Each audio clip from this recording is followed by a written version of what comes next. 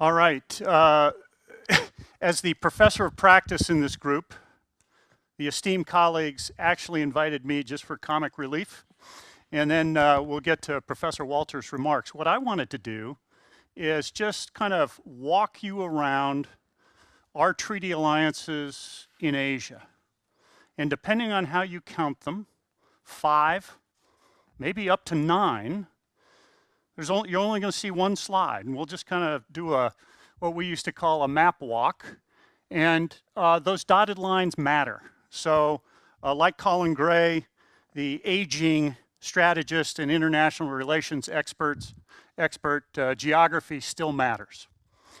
Remember, the lens that I'm looking through is a practitioner's lens. So this is the military efficacy of our allies. Do I think there's going to be major combat in Asia anytime soon? No. The probability is extremely low. But if the United States gets into major combat operations in Asia, they will be fighting most likely along with an ally. So as we walk through it, the first one that you're tempted to look at, and Steph Haggard did a great job of kind of giving you the informational black hole that is North Korea, is probably our most effective military ally in Asia, and that's South Korea, the Republic of Korea. Frankly, the Republic of Korea's military is fully capable of handling a conventional invasion, if you will, restart of the Korean War at any time. First and Third ROK Armies, the ROK Navy, ROK Air Force. Frankly, we do not need the US's 28,500 military personnel in South Korea anymore. From a military perspective, I'd probably save 7th Air Force, but frankly, the bigger issue geopolitically for our troops in South Korea is not about South Korea. It's about Japan. So let's look at Japan. Japan has an extremely capable and very, very large self-defense force. In fact, if you look at our allies, including NATO allies, and you negate platforms, am I still okay? See, that's the problem when you're the comic relief. If you're not getting any laughs, they just cut you off. So back to Japan, even our NATO allies, Japan has more capacity and more capability than any of those militaries. Now, they have an interesting restriction. They operate under a constitution that we wrote for them, which basically says, don't do anything off your home turf. Japan, for their part, though, the self-defense force, the Japanese Coast Guard, are standing up very, very well to the Chinese pressurization campaign in the East China Sea. Our third on the list is probably Australia.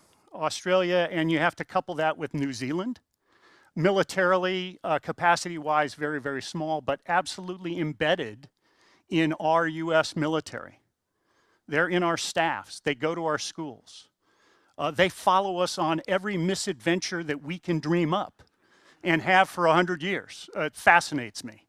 So long-standing, very capable, but low-capacity military. They will spend a lot of their time, and I think David Victor touched on this in the last hour, on effects of climate change in Oceania. Number 4 would be the Philippines. The Philippines is absolutely outgunned in the South China Sea. There's no comparison between them and the People's Liberation Army Navy, the Chinese Coast Guard, the Chinese fishing fleet.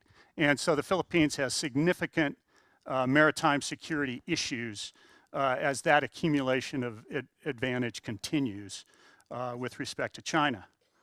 And finally, Thailand. Thailand is an interesting group in that, remember, we were very close allies until 2014. And then they went the coup route again. They had taken a hiatus from 2006 to 2014. And then we kept the relationship kind of on life support.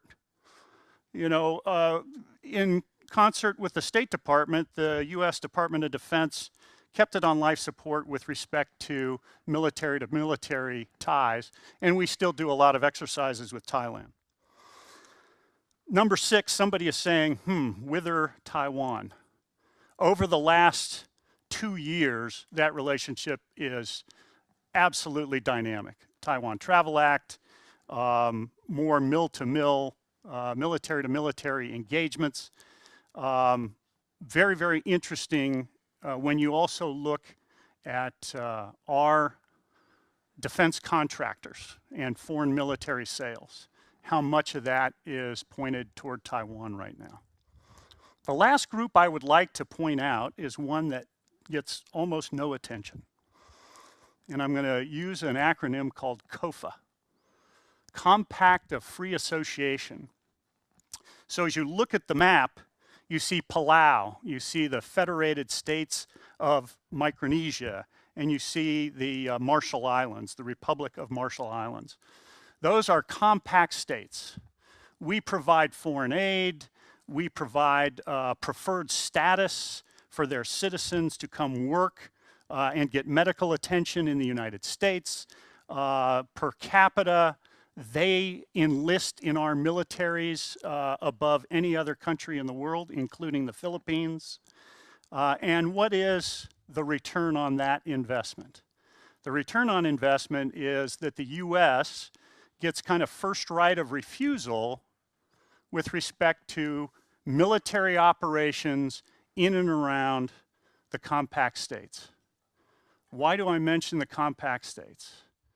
2 reasons. One, given the fish stocks in the East China Sea and the South China Sea, the protein wars are going east, and they will show up in the compact states. In fact, they already are. Illegal, unregulated, unreported fishing is a major problem for these particular nation states. The second one is a theme that you've heard again and again, and that is climate change.